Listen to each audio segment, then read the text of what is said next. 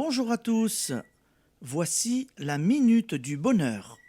Et aujourd'hui, c'est mon caractère. Ne pas ruminer mes ennuis, ne pas critiquer mon voisin, ne pas envisager le pire, ne pas faire explosion à la moindre offense. Je suis pessimiste, caustique et rancunier en diable, et j'attends tel le personnage de Molière. Me mettre en colère, tout m'en saoule.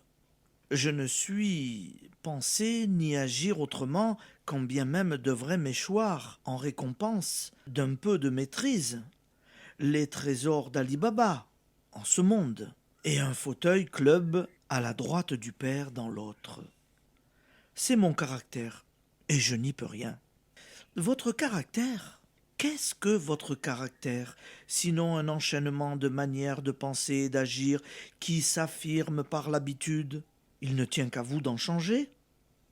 Vous devez même en changer au fur et à mesure de votre évolution à travers l'existence.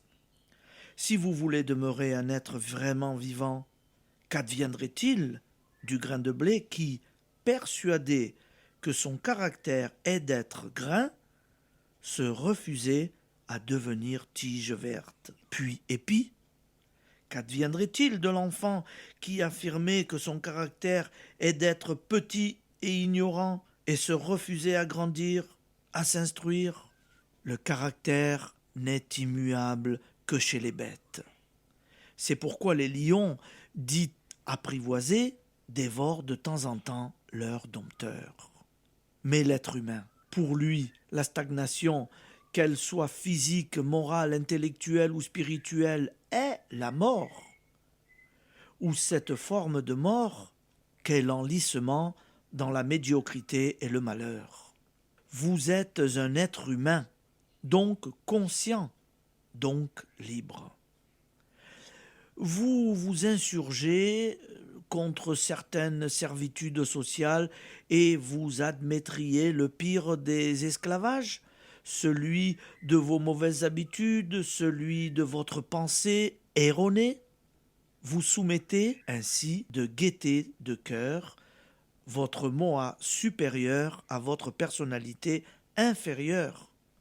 Vous vous bouchez les oreilles pour ne pas entendre les conseils de votre guide intérieur, écho de la sagesse qui a conçu les mondes dans une splendeur que les mauvais exécutants que nous sommes gâchent à tous les instants.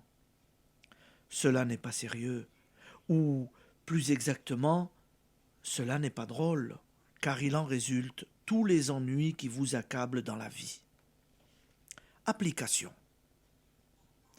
J'ai connu une dame bien décidée à dominer son caractère.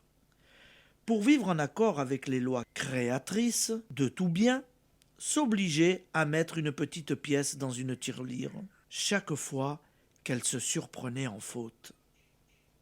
C'est naïf? Ce qui est naïf, c'est de persister dans l'erreur.